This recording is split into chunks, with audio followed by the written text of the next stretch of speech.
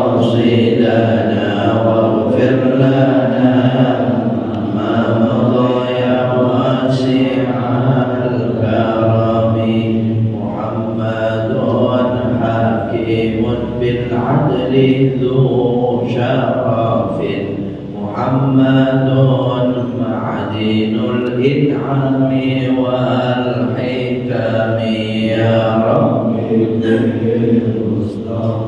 بلغ مقاصدنا واغفر لنا ما مضى يا واسع الكرم محمد ذكره روح لأنفسنا محمد شكره فرض على الأمم يا ربي بالمصطفى بلغ مقاصدنا واغفر لنا ما مضى يا واسع الكرم محمد يوم بعث الناس شافعنا محمد نور الهادي من الظلام يا ربي بالمصطفى بلغ مقاصدنا واغفر لنا ما مضى يا واسع الكرم اللهم صل وسلم وبارك عليه وعلى آله.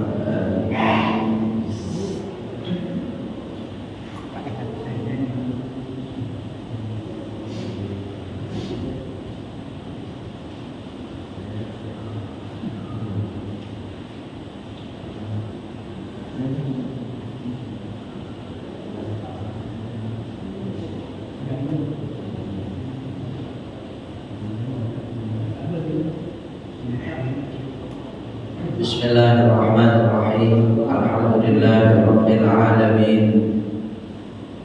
Alladzi alafa baina qulubil mu'minina wal mu'minati fa asbahu bi ni'matihi ikhwana.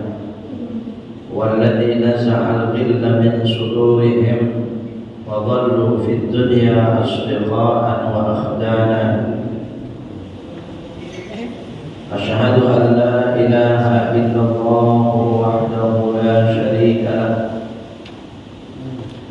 wa asyhadu anna habibana wa nabiyyana Muhammadan abduhu wa rasuluh alladzi arsyadana subul as-salami fadlan wa manna. Allahumma shalli wa sallim wa barik ala habibina wa nabiyyina Muhammadin al-mujtaba al-mustafa وعلى آله وأصحابه الذين اتبعوه واقتدوا به قولا وفعلا وعدلا وإحسانا. سبحانك لا علم لنا إلا ما علمتنا إنك أنت العليم الحكيم فعلمنا علوما نافعة في الدين والدنيا والآخرة. أما بعد. Hadratul ulama wal fudala, para alim ulama, para asatidzah, wabil khusus segenap takmir dan pengurus Masjid Baitur Rahman, Bapak-bapak, ibu-ibu, saudara-saudara sekalian, kaum muslimin dan muslimat rahimakumullah, semua yang hadir, insyaallah Allah yang senantiasa dimuliakan oleh Allah Subhanahu wa taala. Amin Allahumma. Terlebih dahulu kita bersyukur kepada Allah atas rahmat nikmatnya, hidayahnya, dan senantiasa bersyukuri segala anugerahnya. Pagi hari ini sungguh sangat menggembirakan kita semua tentunya dengan hadirnya kita di masjid ini, dengan berjamaahnya kita di masjid ini, apalagi diawali dengan berjamaahnya salat subuh. Bahkan insyaallah yang hadir semua adalah hamba-hamba Allah Subhanahu wa taala yang dicintai, dirahmati, dimuliakan oleh Allah, yang istimewa di hadapan Allah Subhanahu wa Ta'ala. Karena pagi hari ini, masya Allah, berbarengan dengan turunnya hujan ya, bahkan hampir semalaman ini hujan, dari kemarin ya, masya Allah. Kita sama pagi hari ini saya hadir di sini, Pak. Saya salah duga. Ya, saya bersyukur ternyata dugaan saya salah. Kalau seandainya benar, saya agak sedih begitu. Kurang senang kalau seandainya dugaan saya itu benar, tapi ternyata salah. Alhamdulillah. Saya menduga ya, tidak sebanyak ini yang hadir begitu. Wah, hujan sedikit yang hadir, ya. Tapi ternyata alhamdulillah. Ternyata hujan yang biasanya udhur syar'i menjadi halangan berjamaah ke masjid itu ternyata tidak bagi kita semuanya. Dan berbarengan dengan turun hujan ini, semoga zikir kita, salat kita, doa-doa kita sungguh dengan janjinya Allah SWT dalam hadis Nabi, insyaallah mustajab, semua diijabah oleh Allah. Amin. Allahumma. Kemudian Bapak, Ibu, saudara-saudara sekalian, memang demikian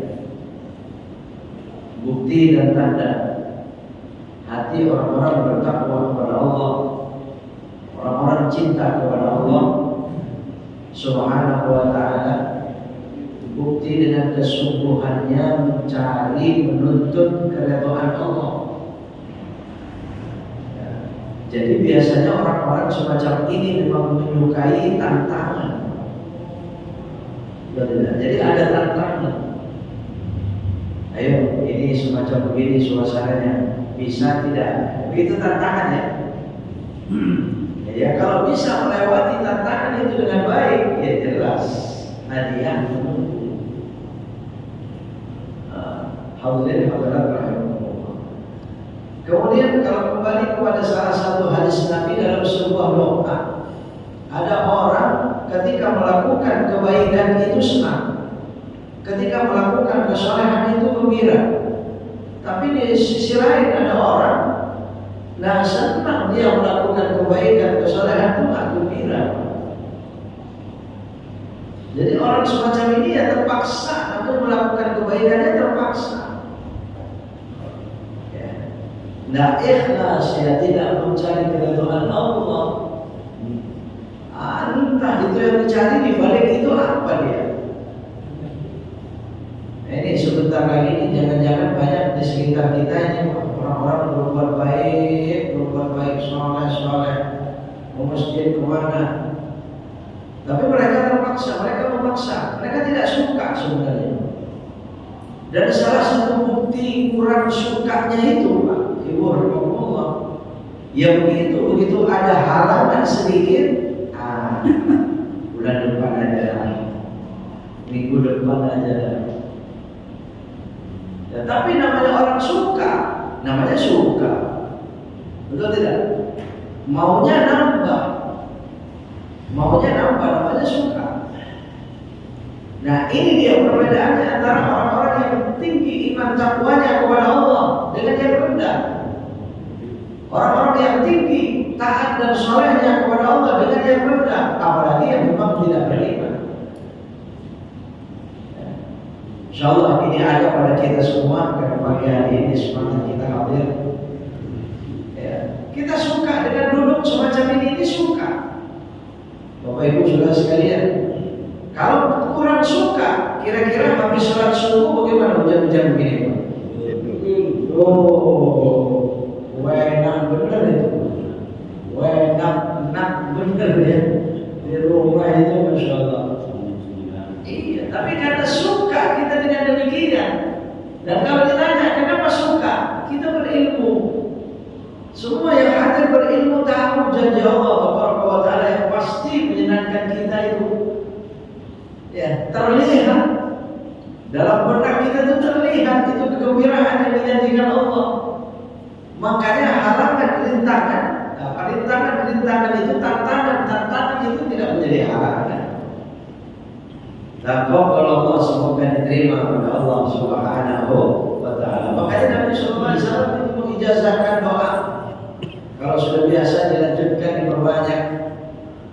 Kalau belum biasa barangkali mulai. Ada doa itu redaksinya pendek, tapi maknanya ini yang saya bahas ini. Ya Allahumma ja'alni minal ladina idza ahsanu istabsharu waj'alni minal ladina idza asa'u istaghfaru. Itu redaksi hadisnya. Ya Allah, jadikanlah aku termasuk orang-orang yang ketika melakukan kebaikan kami gembira ya Allah. Ya Allah, jadikan aku termasuk orang-orang yang ketika tergelincir melakukan salah dan keburukan beristighfar, istighfar. Ya dua ini Pak yang ada bagi kita, kepada kita orang-orang saleh, hamba-hamba saleh ini. Pokoknya begitu berhasil melakukan kebaikan, Masya Allah, sampai di rumah, alhamdulillah ya Allah, terima kasih ya Allah, sudah melakukan ini ya Allah. Allah semua yang mentakdirnya, memberikan rezeki kita semua. Dan sebaliknya kalau sudah terlewatkan dari kesalahan, sedih. Sementara di luar sana, barangkali mungkin di jauh sana, mungkin orang ada dengan kebaikan yang dilakukan tidak suka, tidak senang, tidak gembira. Dengan keburukan yang dilakukan termasuk terlewatkan dari kebaikan itu tidak sedih. Allah ya, ini kita sangat bersyukur kepada Allah Subhanahu wa taala. Baik Bapak Ibu sekalian, itu hanya sebagai mukadimahnya. Saya teringat beberapa kali pertemuan beberapa bulan ini tidak sempat melanjutkan kajian fikih ya.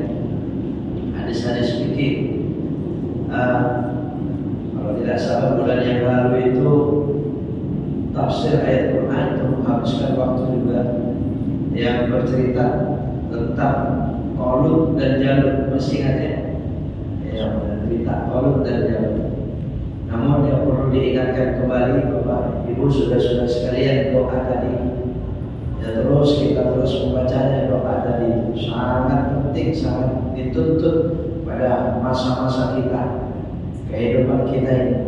Kita mohon sabar, mohon dikuatkan melangkah, ditempatkan, dibenarkan kita melangkah dalam kehidupan ini, dan mohon pertolongan Allah dari makar orang-orang kafir, dari kaum kafirin.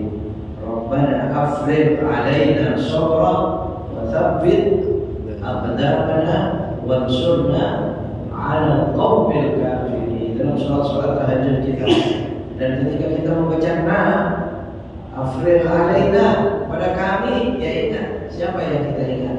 Keluarga, terutama para tetangga. Kita doakan termasuk termasuk kaum muslimin di negara kita, termasuk pemimpin-pemimpin kita yang mereka itu masih mau memperjuangkan agama. Betul. Afrigh alaina sabra wa tsabbit aqdamana wansurna 'ala al-qaumil kafirin. Jadi akan kita semacam itu. Nah, mustahil Allah Subhanahu wa taala dengan sebab lisan siapa? Yustajab laka doa. Allah akan mengijabahi untuk kita doa-doa itu. Ya, semakin banyak semakin berdoa, tentu semakin terbuka pintu istijabahnya doa itu. Termasuk semakin luas terbukanya pintu istijabahnya doa. Baik Bapak-bapak, Ibu-ibu sudah sekalian, mari kita lanjutkan kajian fikihnya terlebih dahulu.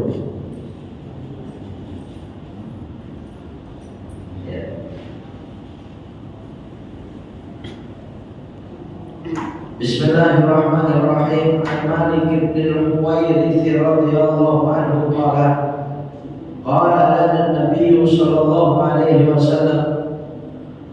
Dari Malik bin Al-Huwairits radhiyallahu anhu berkata, qala lana an-nabiy sallallahu alaihi wasallam, pernah suatu saat Nabi sallallahu alaihi wasallam berkata kepada kami, idza hadaratis salatu falyu'adzin ahadukum.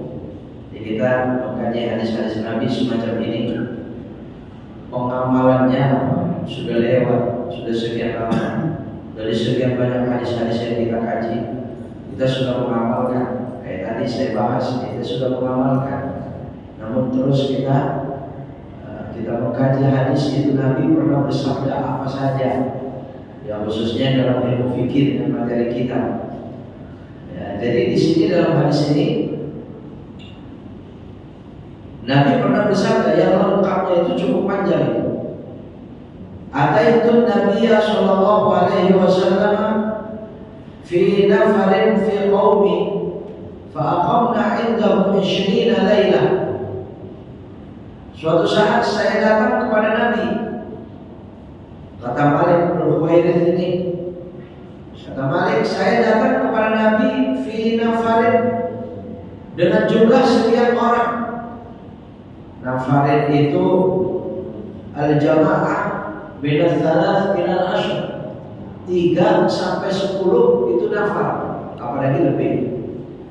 Jadi kalau nafarun minas sahabat, sekelompok dari sahabat, itu pasti lebih dari 3 orang.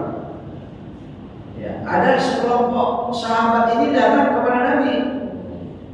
Fa aqamna indahu 20 lailah. Tapi di tempat Nabi mereka itu sampai mungkin 20 hari. Bahkan datangnya dari cukup jauh, bukan tetangga-tetangga Nabi.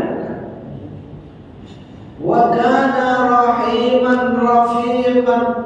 Malik bin Huwairits ini bercerita, pada saat kami 20 hari di tempat Nabi, ya, tinggal 20 hari di tempat Nabi, kana rahiman rafiqan. Nabi begitu sangat menyayangi kami. Nabi begitu sangat memperlakukan kelembutan kepada kami. Nabi lembut, Nabi santun, Nabi sopan, Nabi sayang. Rahiman rafiqan. Kata beliau Malik bin Huwairits, falamma ra'a syauqana ila ahlina qala irji'u. Setelah Nabi SAW setelah 20 hari itu melihat kami, tahu bahwa kami ini sebenarnya sudah mulai rindu kepada keluarga. 20 hari nggak pulang, mau keluarganya ya sudah pengen pulang. Akhirnya Nabi SAW mengatakan irji'u, sekarang kembalilah kalian. Jadi rupanya Bapak Ibu sudah sekalian, sahabat-sahabat itu pada saat itu semacam itu, saking semangatnya ingin ilmu dari Nabi. Mereka semacam itu ngaji kepada Nabi, tujuannya ingin ilmu dari Nabi, ingin terus mendengar apa yang dikatakan Nabi, apa yang dilakukan Nabi. Sahabat seperti itu. Ya. Maka Nabi bersabda setelah Nabi mengizinkan supaya mereka kembali ke tempat tinggal masing-masing. Nabi bersabda, fakunu fihim. Jadilah kalian itu hidup di tengah-tengah kaum kalian, masyarakat kalian. Wa allimuhum, ajarkan mereka itu. Iya, ilmu-ilmu. Karena mereka dari Nabi 20 hari ini sudah banyak mendapatkan ilmu. Apalagi ya sahabat 20 hari barangkali sama dengan kita yang ngaji 2 tahun barangkali ya. Sahabat 20 hari, kita jangan-jangan 2 tahun. Berapa? Jangan-jangan 20 tahun bahaya. Sahabat begitu Nabi mendengar hafal, Nabi mendengar hafal. Makanya riwayat-riwayatnya hadis-hadis redaksinya panjang sampai kepada kita sekarang. Ya. Wasallu, dan jangan lupa sholat. Nah, ini pesan oleh Nabi SAW. Ya, ajarkan mereka jangan lupa sholat dan ajak mereka sholat. Ya, ini kan di awal-awal Islam ya. Awal Islam supaya dakwah semacam itu. Fa idza hadaratis shalatu, nah ini ya tadi itu dibacain sebelumnya. Apabila telah datang waktu salat, falyu'adzin lakum ahadukum, maka adzanlah untuk kalian salah seorang di antara kalian. Nabi ajarkan kalau sudah datang waktu salat adzanlah. Nah, berarti kan penghafalan daripada hadis ini sudah kita amalkan dari sekian lama. Wal ya'ummukum akbarukum, dan siapa di antara kalian yang Jadilah imam di antara kalian yang paling tua usianya. Ya, Allah ya, kita pun juga demikian. Mana juga begitu ya. Kalau ada di antara yang hadir ini mestinya yang paling tua yang jadi imam. Cuma syaratnya lagi ya bacanya yang bagus, yang fasih, benar. Ya ini dianjurkan oleh Nabi. Cuma ya kalau sekalipun lebih tua ya kalau bacaannya merasa kurang ya jangan orang main maju, nah itu keliru. Ya, lebih mudah nggak apa-apa, lebih mudah tapi lebih bagus bacaannya karena yang sangat dibutuhkan di dalam sholat berjamaah antara imam dan makmum adalah bacaan terlebih dahulu. Ya bacaan itu supaya bagus. Wasallu kama ra'aitumuni usalli. Ini umum hadis ini disebut ini. Tapi sepotong ini aja yang disebutnya biasanya. Wasallu kama ra'aitumuni usalli, dia umum itu disebutnya. Salatlah kalian sebagaimana kalian melihat aku salat. Ya ini riwayatnya. Jadi Malik Ibnu Huwairis dengan kawan-kawannya dengan jamaah pada saat itu lebih dari 3 orang, yaitu sampai 20 hari 20 malam bersama Nabi atau tinggal di tempat tinggal Nabi, memperhatikan Nabi sholatnya bagaimana.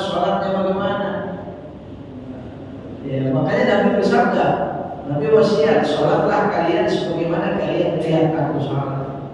Ya kalau ditanya bagaimana sholat Nabi, ya sholat kita itu tidak akan salah, sholat kita itu persis seperti yang dilakukan oleh Nabi Sallallahu Alaihi Wasallam. Lalu kalau terus ditanya, apakah sholat kita memang pasti seperti sholat Nabi? Jawabannya iya. Kalau ditanya, apa mungkin? Sekian berapa Pak sudah dari zaman Nabi ke kita? 1444 tahun ya. Itu dari hijrahnya Nabi. 1444 tahun. Nah, apa mungkin itu tidak berubah? Cara sholatnya Nabi. Mau kadang-kadang cuma kalau berantai berapa orang aja sudah berubah. Ya, tidak mustahil ada pikiran kita berpikirnya muncul begitu. Apa mungkin sama? Oh iya jelas. Sama dengan sholat Nabi Sallallahu Alaihi Wasallam itu sama. Kenapa? Pertama dikuatkan dengan ayat Quran. Yang kedua hadis-hadisnya. Kemudian kita ini bahkan kalau seperti apa yang dilihat Nabi melihat Nabi sholat, itu kan langsung di masa Nabi. Kita tidak. Jadi bagaimana? Sholat kita ini pasti melihat guru kita. Betul? Sama persis. Coba kalau ditanya, apa beda sholat kita dengan guru kita? Pasti sama. Kemudian guru kita itu punya guru. Dia pasti meniru gurunya sholat. Tidak akan beda. Terus gurunya melihat gurunya melihat gurunya terus. Sampailah kepada sahabat, sampailah kepada Nabi Sallallahu Alaihi Wasallam. Makanya Nabi cukup pendek singkat mengatakan shollu kama ra'aitumuni usolli. Ya ada pun perbedaan sedikit Bapak saudara-saudara sekalian, ya. Nah, itu tidak mengapa. Cuma kadang-kadang saya alam sudah pernah membahas sebelum itu ya. Nah, itu hati-hati, jangan sampai ada hal-hal makruh yang dilakukan di dalam sholat atau ditinggalkan di dalam sholat menjadi makruh meninggalkannya. Ada melakukan makruh, ada meninggalkan makruh. Ada yang dilarang melakukan, ada yang dilarang meninggalkan. Nah, dilarang meninggalkan itu disebut manhiyah atau makruhan. Kalau makruh saja atau larangan makruh saja sudah tidak boleh dilakukan, apalagi yang rusak membatalkan. Karena kadang-kadang Bapak Ibu sudah sekalian, itu orang sholat melakukan sesuatu bukan perbuatan di dalam sholat. Apa dia melakukan sesuatu apapun itu bukan perbuatan di dalam sholat, dilakukan di dalam sholat. Maka ini hati-hati, ini Masya Allah panjang bahasanya, mungkin cukup sekali pertemuan. Kalau dalam kitab Ihya Ulumuddin itu babnya manhiyah. Kalau dalam irsyadul ibad itu makruhan. Sama, itu larangan-larangan yang isinya beda-beda. Para ulama membahasnya. Ya. Kalau kita takbiratul ihram, jangan tertutup ini tangan, jari-jari, jangan rapat maksudnya. Ada nggak orang takbir? Allahu Akbar. Atau kadang-kadang kayak orang malas cuma diangkat aja begini. Allahu Akbar. Makruh itu. Dibukanya sih lepas saja. Allahu Akbar. Jangan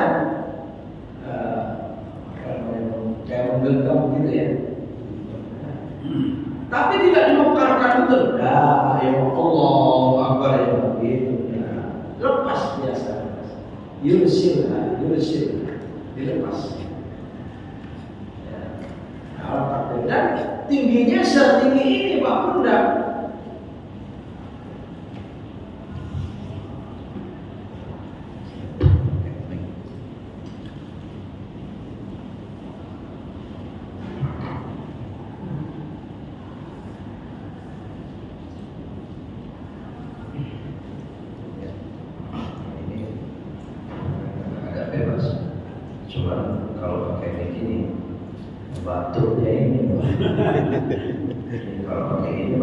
Bisa dibuang ini, tidak masuk batuknya. Kalau ini batuk paling kencang. Ya, jadi orang takbiratul ihram, takbir semua takbir, angkat tangannya ya mana dua mangkibai. Ini masih ada sekarang ini Pak. Hamba mangkibai itu bukan ujung jari ya, tapi ini apa nih? Telapaknya. Ya, yang lurus pundak itu telapaknya, bukan jarinya. Kalau jarinya jadi segini kan, segitu. Tidak ada yang begini ya. Bukan, tapi telapaknya ini yang lurus pundak sehingga ujung jari ini kan kira-kira itu telinga. Iya. Cuma ya ini jari-jari kira-kira sih. Ya kalau saya merasa segini Pak, apa betul? Karena saya nggak lihat. Kira-kira segini ya, betul? Ya kira-kiranya. Artinya jangan tinggi banget, atau jangan cuma di perut kadang-kadang itu. Allah Akbar. Iya cuma begini. Allah Akbar. Apa ada itu kan? Iya saya pernah lihat. Ya. Kemudian termasuk makruh itu ilsaqul qadamain atau iqtiranul qadamain. Kalau dalam Ihya itu disebutnya sufud. Ya. Kalau sufud itu berdiri kaki sebelah. Apa ada orang sholat berdiri kaki sebelah Pak? Ya mungkin dari apa gitu ya. Itu kalau tidak ada darurat, ya makruh, nggak boleh. Yang artinya sufud itu meletakkan original yumna ala rukbatil yusra. Meletakkan misalnya kaki kanan ke dengkul kiri. Paham ya? Oh masih belum contoh. Iya. Jadi meletakkan kaki kanan itu ke dengkul. Ya. Kan ada orang kadang-kadang kalau nonton atau apalagi santai, ini angkat kakinya sebenarnya. Ya, tapi dalam sholat, kalau makruh itu menghidap itu dilarang. Atau senderan. Nah ini di sini shotnya pas tiang juga itu. Enggak ya, di depan tiang kayaknya nggak bakal ditempatin itu ya. Ya kalau darurat sih masih bisa ya, sebenarnya. Tapi nyender itu belum tentu ke belakang, bisa ke samping. Ya, senderan ke samping sholat nggak boleh kalau bukan karena darurat. Ya. Kemudian ikhtiarul qadamain, terlalu merapatkan kaki, baik berdiri atau sujud. Nah ini nih, sujud ini banyak kaki yang rapat. Mari kita bahas. Berdiri, pada berdiri terlalu rapat itu kaki, itu manhiyat, itu dilarang. Terlalu lebar juga manhiyat. dia itu dilarang. Jadi jangan terlalu rapat, jangan terlalu lebar. Ini saja sedang. Ya sedangnya ini ya relatif beda-beda. Mungkin sejengkalnya sendiri barangkali ya antara kaki itu segini kira-kira, silakan aja. Jadi kalau ada orang kadang-kadang tuh mencoba ke samping gara-gara ingin rapat sehingga ngangkang bener itu, dilarang itu sebenarnya itu, Pak. Rapat ya memang betul, utamakan rapat itu. Ya tapi kalau terlalu jauh mengejar, makanya tolong ini mau mengingat ini di mana-mana ya, di mana-mana. Kemarin juga saya cerita begitu, orang-orang pada ngaku sudah banyak yang merasa begitu. Tapi kalau merasa insya Allah nanti menjadi bagus. Itu biasanya rusaknya rapatnya shaf itu rakaat kedua. Iya. Betul. Merasa ya? Rakaat kedua, rakaat pertama sufufakum kata imamnya. Itu makmum itu merenggang Pak dia agak lebar sehingga rapat. Semua melebar. Bukan lebar banget, memang masih lebar gitu ya, masih renggang. Begitu berdiri rakaat kedua, semua merapat. Ini yang terjadi nih. Yang di sini merapat, yang di sini merapat, yang di sini merapat, akhirnya renggang. Jadi begitu berarti itu masuknya syaitan yang kata Nabi seperti anak kambing itu rakaat kedua. Jadi tolong ini rakaat kedua itu membetulkan kaki lagi, semua begitu. Jangan berdiri aja, tahu kaki itu ada di mana. Kadang-kadang lebih maju. Begitu rakaat kedua itu, ya kan? Kadang-kadang malah ke belakang. Padahal shaf di mana-mana kan ada ini shaf. Ya berbeda dengan orang itu begitu sholat sunnah dia beda tempat ya, dia kan beda tempat gitu ya. Cuma kadang-kadang agak anehnya bagi saya, nggak tahu itu keterangannya di mana, kitabnya di mana itu Bang, atau mungkin pendapatnya apa. Ya begitu sudah sholat sunnah, dia sholat sunnah baik baru nyampe tahiyatul masjid, qobliyah atau sholat ba'diyahnya itu maju ke depan, ngedeketin tembok. Ya sholat-sholatnya sah-sah saja, tapi merusak pemandangan. Betul tidak? Merusak, ada sombong. Lurus itu lebih bagus. Walaupun bukan pada saat sholat berjamaah. Kenapa melanggar dari sholat? Maju. Kenapa maju? Mungkin ada coba apa pendapatnya saya dan apa ilmu saya. Kalau misalnya mau ngejar tembok supaya dekat tembok, memang ada anjuran bahwa sholat itu lebih baik daripada jauh dari tembok itu memang dekat. Itu memang ada. Nah, tapi itu untuk lebih kepada kehusyuan. Kalau jauh itu nanti akan terganggu atau khawatir dilewati orang di depannya. Betul. Deketin. Ini tidak apa-apa.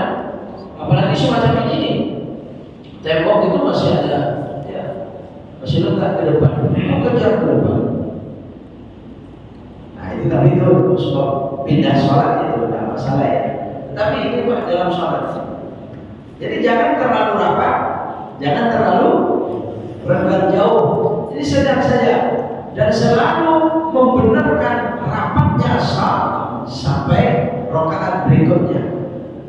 Rakaat berikutnya. Tapi saya kurang tahu juga ya. Sekarang kira-kira ini sisa corona ini masih ada nggak sih Pak?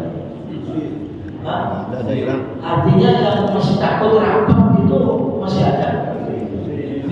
Karena saya beberapa bulan yang lalu itu pernah sholat, saya kejar orang, dia lari.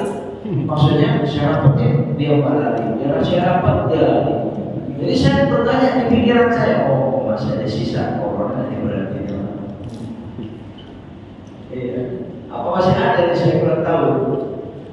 Jangan ya, yang kemarin kita sekalian kita ikut kepada cara-cara yang tepat yang benar. Dan jangan gengsi. Saya pernah sampaikan itu ya, saya menterikan lagi. Saya pernah sholat subuh di masjid, saya ada di sobrakan. Nah, di sobrakan itu biasanya ya memang belakangan rapi, ya kan? banyak kosong itu di belakang itu. Saya ambil di tengah. Memang sebenarnya semacam itu. Kita mengatur sholat itu selalu tengah, baru ke kanan, baru ke kiri, tengah lagi di belakang, kanan baru kiri, bilang tengah lagi. Tengah itu maksudnya urusan imam. Kalau terlihat imam, dan kalau tak kelihatan di ruangan lain, ya silakan saja. Yang penting rapat lurusnya. Ya saya ambil tengah di belakang itu. Ke kanan itu sudah banyak penuh. Yang rangkang itu di kiri saya. Dan kemudian ada orang datang itu, ya barangkali dengan saya, dia tidak mau merapat ke saya. Kan yang berhak merapat itu kalau dari kanan merapat ke kiri, kalau dari kiri merapat ke, ya begitu Pak. Jadi ke tengah. Jadi begitu, jadi ke tengah. Nah saya panggil itu orang, memang lebih tua dari saya. Ya, saya lihat itu lebih tua dari saya ya. Ya. Karena saya di tengah, mestinya dia yang rapat ke saya. Tapi imam sudah takbir, dia belum rapat. Ya saya panggil dia kan, Pak, mau apa? Merapat ke sini Pak?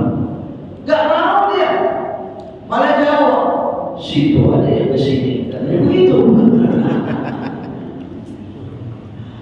Rupanya gengsi dia diminta supaya rapat itu mungkin kan? Bocah siapa mau begitu mungkin ya? Nah, ini jangan ini Pak.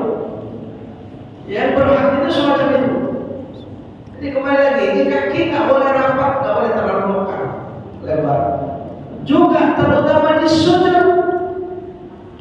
Nah, saya ingin membahas ini di mana-mana ya Pak. Kalau ketemu kitabnya, ketemu ya ulama yang membahasnya, tapi jelas referensi kitab dan hadisnya silakan. Sekarang ini umum sekali orang sujud itu merapatkan kaki. Kalau kitab yang saya temukan itu salah. Itu disalahkan. Ada hadis. Ya, ilsaqul qadamain itu makruh. Pada saat sujud itu kaki tidak rapat, merenggang. Tapi juga jangan merenggang banget, tidak. Kalau pada saat sujud itu kan duduk itu kan cuma merenggang. Ketika sujud merapat, tapi tidak bersentuhan. Ya, ini mestinya semacam itu. Ini karena ada ajaran itu saya menyampaikan di mana-mana ini Pak.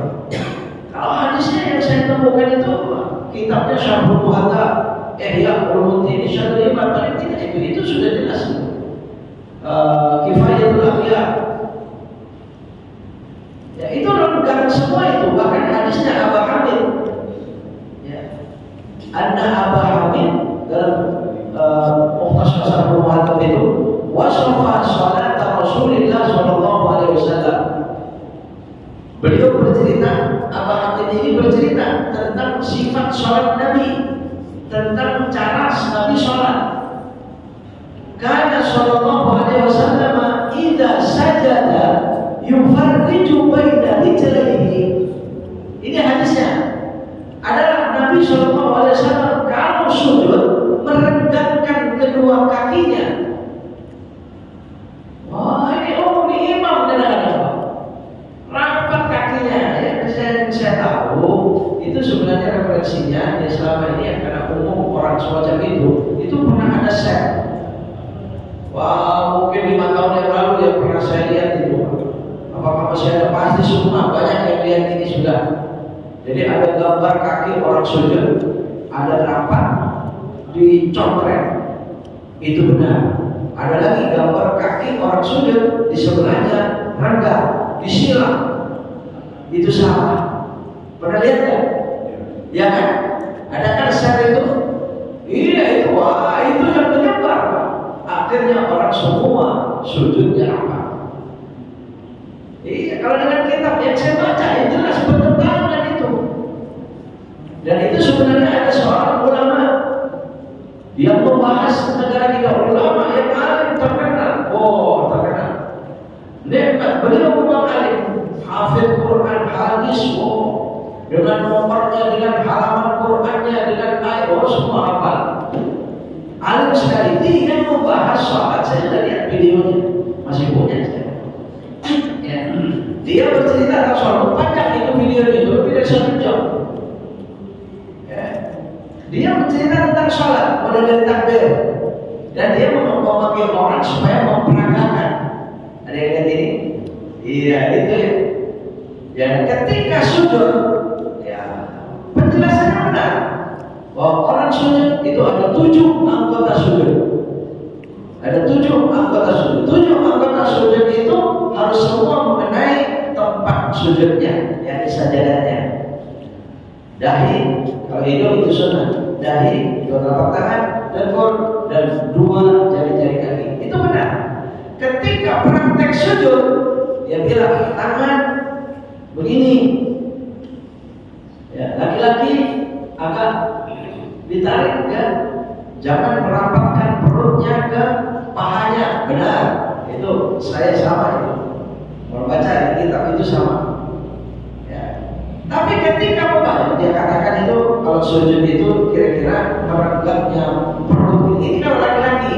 Kalau perempuan agak merapat. Perutnya ke paha agak merapat, bukan dirapatin banget. Rapatin banget ya kayak tengkurap.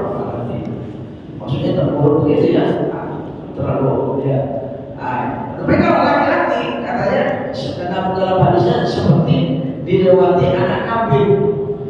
Tapi beliau ratanya apa ya? Memang kambing itu kalau di sana itu kecil-kecil anak kambing itu. Kalau di kita kan gede-gede anak kambing, jadi nggak mungkin anak kambing lewat di bawahnya.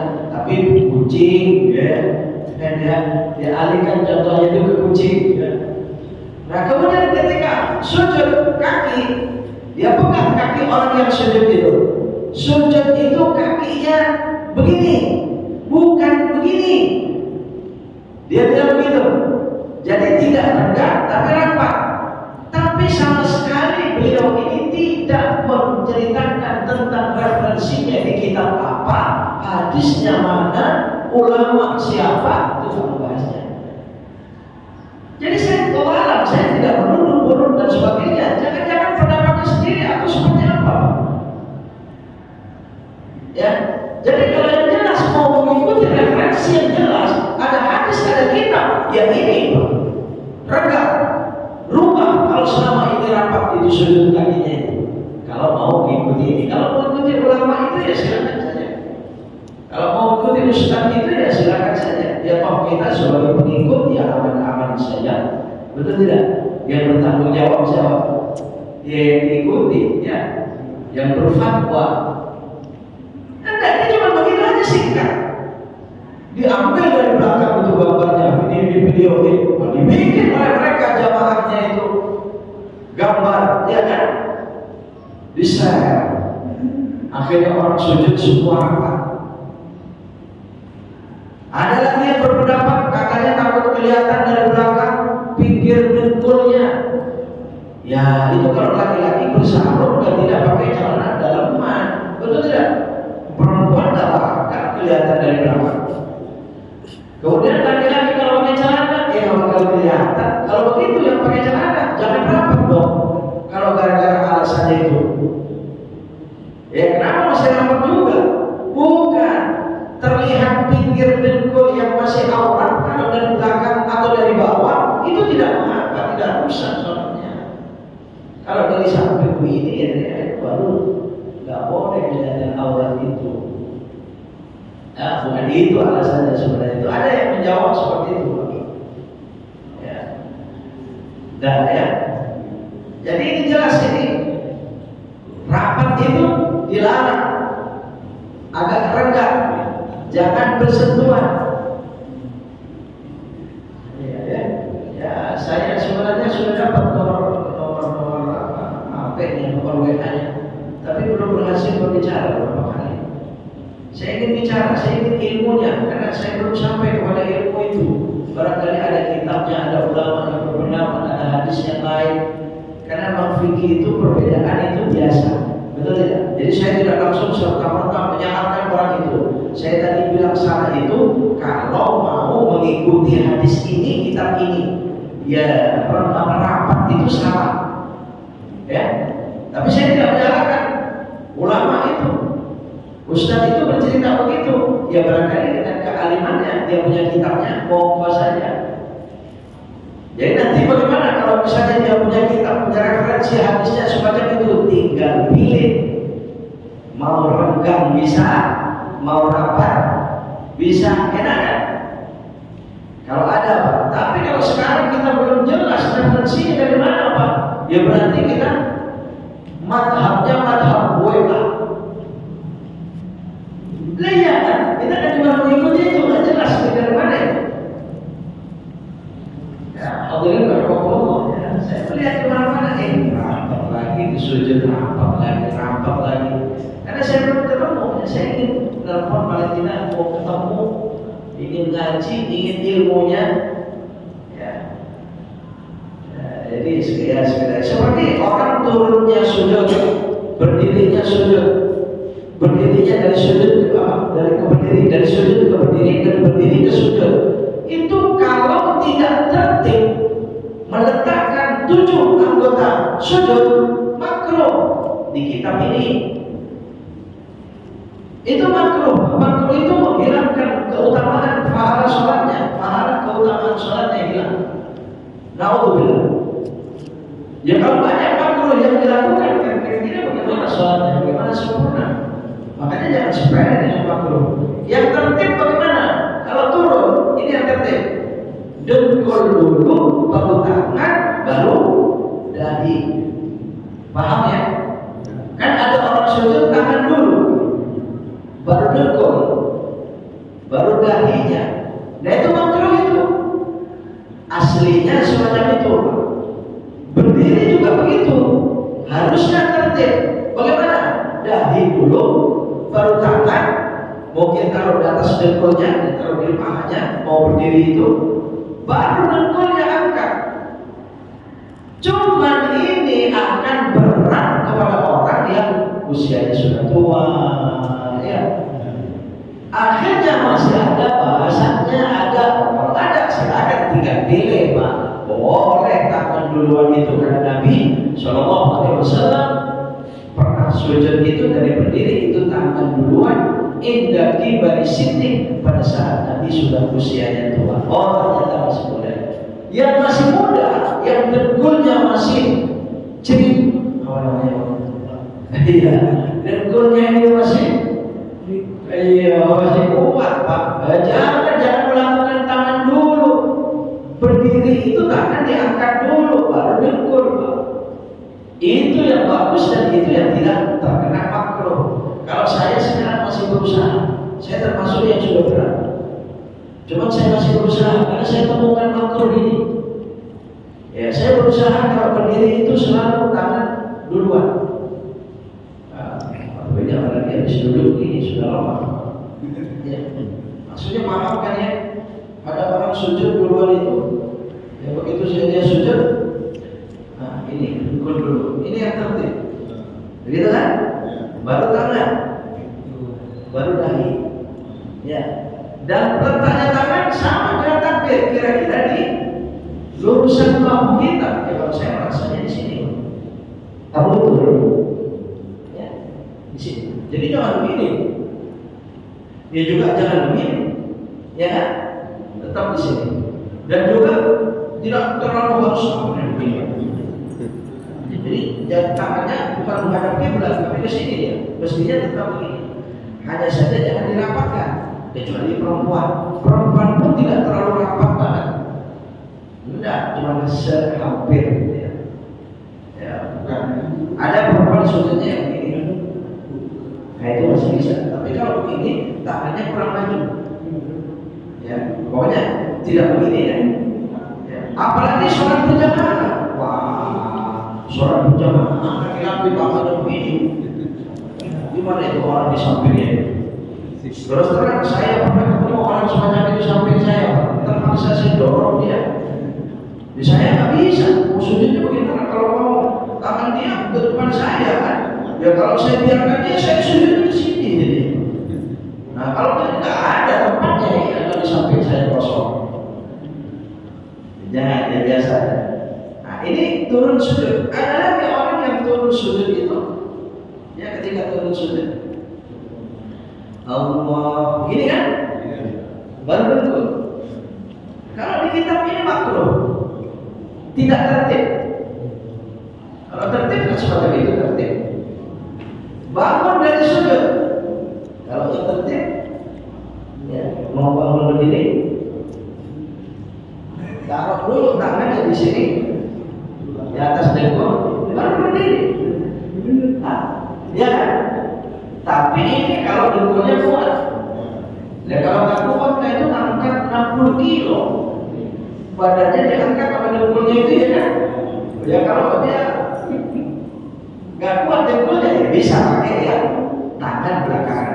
Begitu turun dari bangun dari sujud, kadang-kadang duduk dulu, baru, nah, dan kalau duluan ini enak nih. Ya, begitu kan ya? Nah ini kalau orang di kuliah bermasalah nggak enak. Soal yang dulu istirahat, ya pakai itu silakan saja. Kalau yang dulu istirahat dari sujud, kemudian tertib, ya duduk dulu sebentar. Ketika bangun berdiri, tetap aja ini di sini. Jangan dengkul diangkat duluan. Ya saya masih memaksa, masih ingin yang ini. Cuma kadang-kadang berat juga. Sudah mulai berapa? Kalau udah 50 misalnya itu, ya tapi ini kayaknya mudah-mudah semua. Ini ya.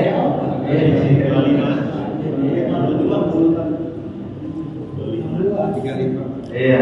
Jadi kalau itu sih ada bahasanya. Tinggal pilih. Karena saya ketemu bahasanya semacam itu, tinggal pilih. Orang yang sujudnya tangan duluan, bagi saya nggak masalah. Mau dengkul duluan, ya nggak masalah. Apalagi saya lihat orangnya sudah agak tua begitu, oh iya juga dengkul terus jangan memaksakan dengkul. Ya, tapi kalau sudah sujud dirapatkan itu, ya. Sementara ini saya belum ketemu kitab dan ilmunya, saya kayaknya nggak terima itu. Lihat orang semacam itu, kakinya rapat dia, kasihan kalau itu terjadi makruh manhiyah, dilarang ternyata dilakukan. Ya kalau ulama tadi yang membahas itu semacam itu kemudian tidak bereferensi, dia bertanggung jawab ya. Sekian banyak manusia orang ya. Iya. Masya Allah, semacam itu. Ya.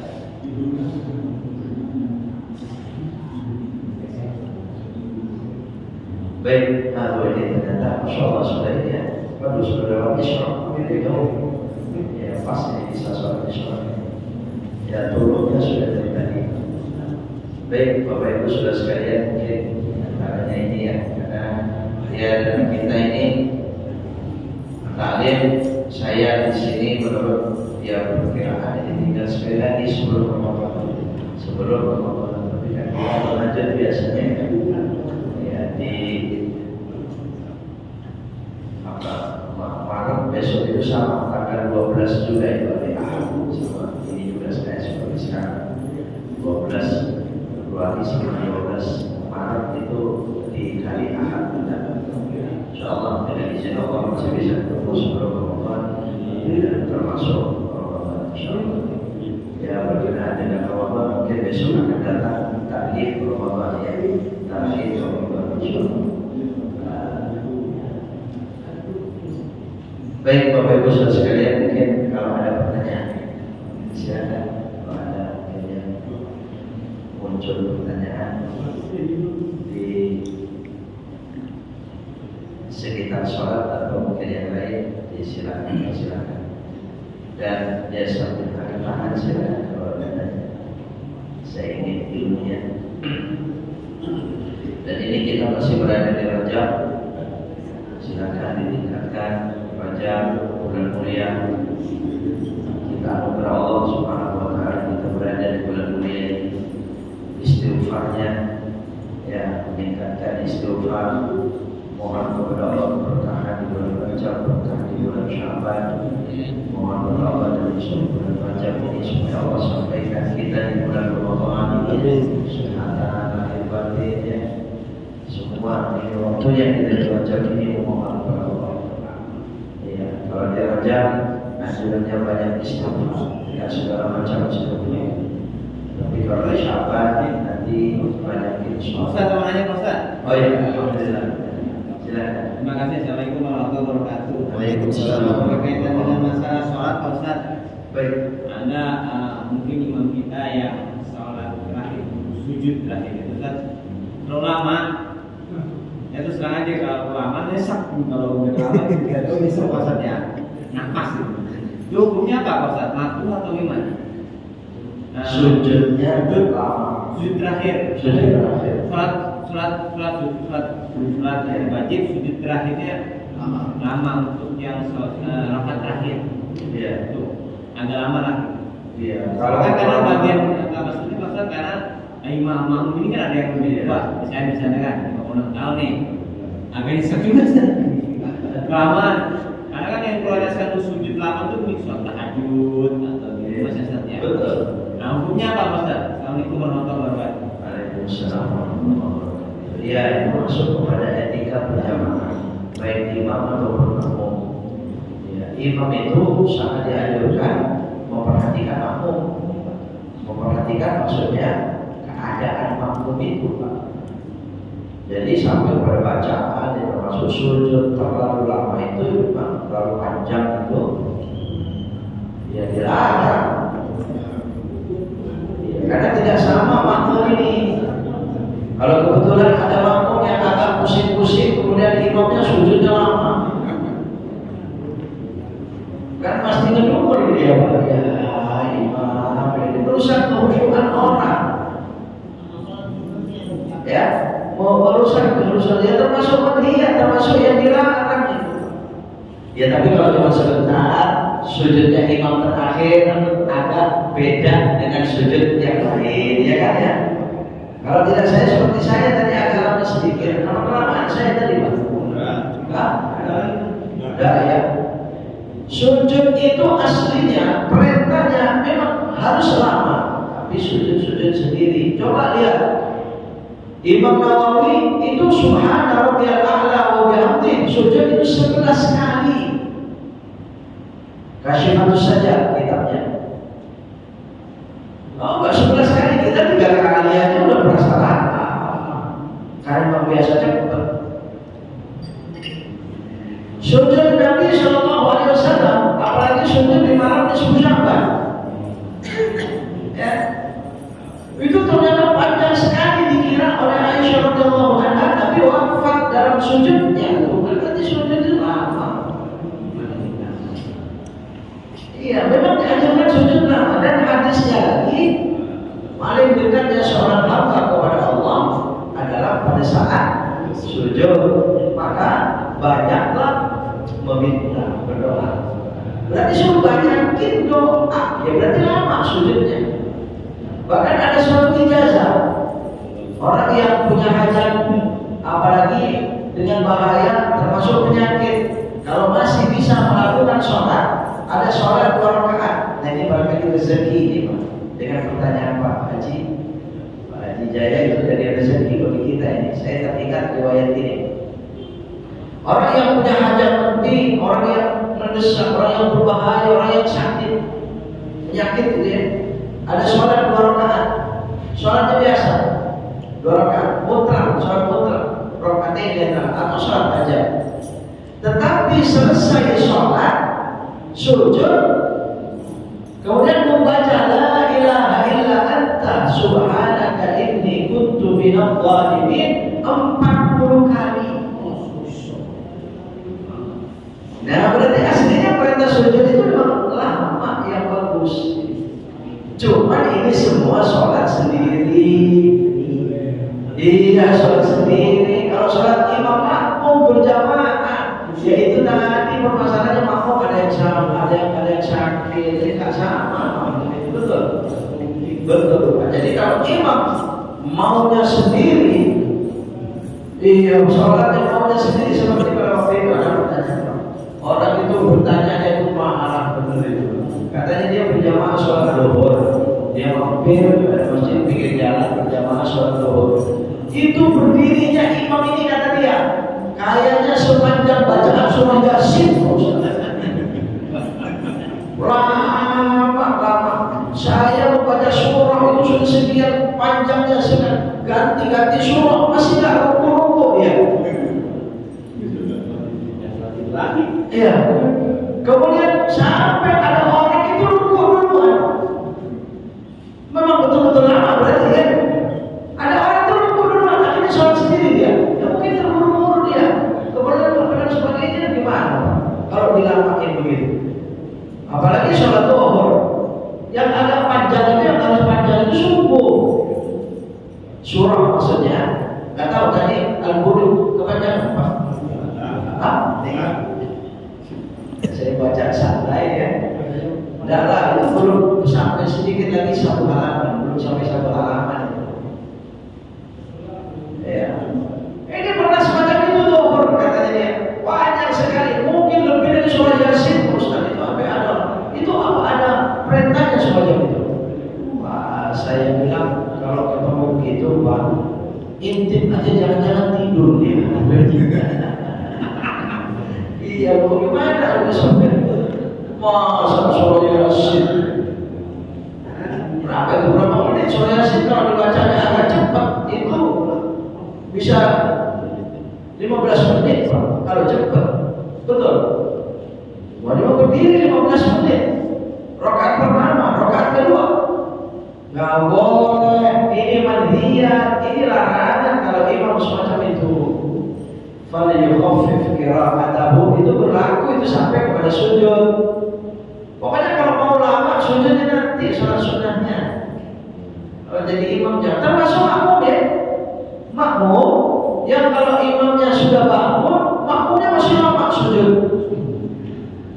Ya, ini ulama membahas kalau sampai imam itu pindah rukun masih terus saja sujud, rusak gitu sholat makmum yang semacam itu.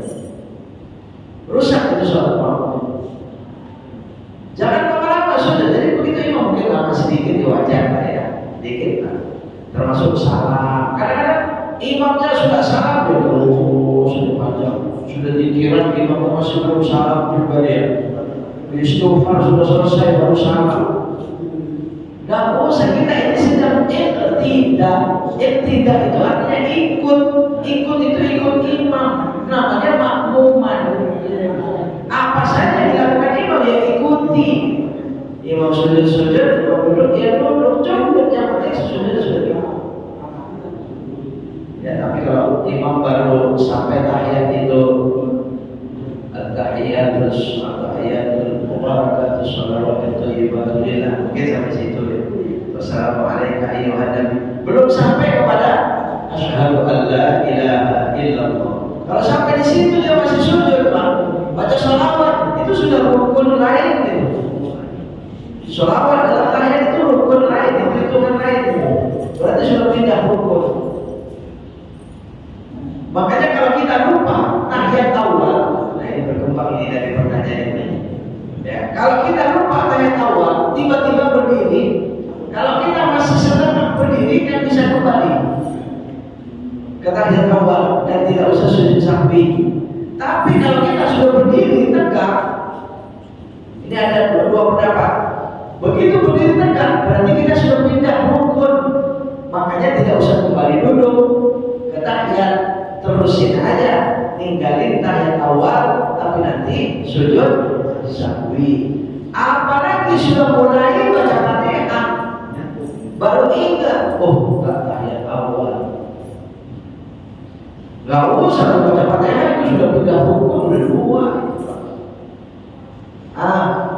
Kadang-kadang Pak Imam pun pernah begitu, mestinya duduk tahiyat awal dia berdiri. Makmum sujud itu kan suka bangun dari sujud ke belakang kan, ya kan? Imam kadang-kadang berdiri dulu baru takbir, berdiri dulu, Allahu Akbar gitu kan, udah berdiri sampai dia Allahu Akbar, makmumnya baru bangun, berdiri, akhirnya Subhanallah, Subhanallah, Subhanallah kata makmumnya. Nah kalau imamnya sudah berdiri tegak atau mungkin sudah apalagi sudah baca Fatihah, dia jangan duduk dia. Dan makmum bagaimana? Pilih antara dua, mufaraqah dari imam tetap tahiyat awal tapi bisa, atau ikuti cuma tahiyat awal yang ketiga itu sunatan, tetapi nanti sujud sahwi. Bagaimana kalau imamnya lupa sujud sahwinya? bisa dua, tidak sujud sahwi pun masih sah. Tapi kalau makmum masih melakukan, silakan lakukan. Imam tidak melakukan sujud sahwi, makmum melakukan, tapi jangan lupa lihat misa. Kalau nggak lihat misa, nggak boleh, harus diikutin imam. Tapi kalau dia terpisah, imamnya langsung salam. Assalamualaikum warahmatullahi wabarakatuh. Dia nggak sujud sahwi dia. Ya sudah, saya bisa, saya mufaroqah. Di hati, pikiran kita semuanya itu sujud, nggak apa-apa. Jadi bisa pilihan semacam itu, boleh ikutin imam. Atau mungkin selesai imam salam, tidak ikut salam, ikutin imam. Imam belum sujud sahwi, ituin sujud sekalipun setelah salam. Jadi sujud sahwinya di luar salam, sama caranya sama. Nah ini dari perkembangan sini karena saya teringat kemarin juga ada kejadian seperti itu Pak. Makmumnya bingung, imamnya katanya awal, ada subhanallah jangan ramai. Ya, ada sebenarnya subhanallah jangan semuanya. Kalau sudah ada satu subhanallah kenceng kalau semuanya. Oh supaya kalau dua orang mungkin wajar lah ya, ada dua orang supaya menguatkan imam dan imam ini salah. Kadang-kadang imam salah kalau ngomong subhanallah kan nggak sadar, saya salah apa? Dia nggak sadar ya.